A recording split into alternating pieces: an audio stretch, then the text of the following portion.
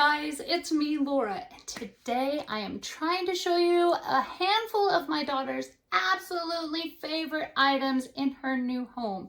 This table would be one of them. So she is decorating with the whole gold theme, peaceful theme, like plants and gold accent pieces. And this has been a winner. As you can tell, her bed's right here. So this is serving as one of her nightstands.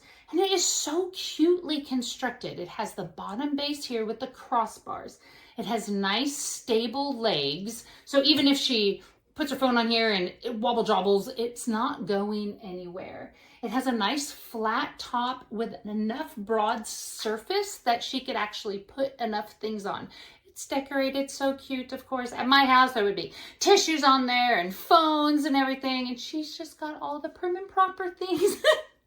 But it is so cute. It serves its purpose, gives it enough of that punch pizzazz that she needs in her room. So if you were in need of a cute little end table, whether it's next to your bed or next to your chair, it doesn't matter. This one would definitely be one that I would choose.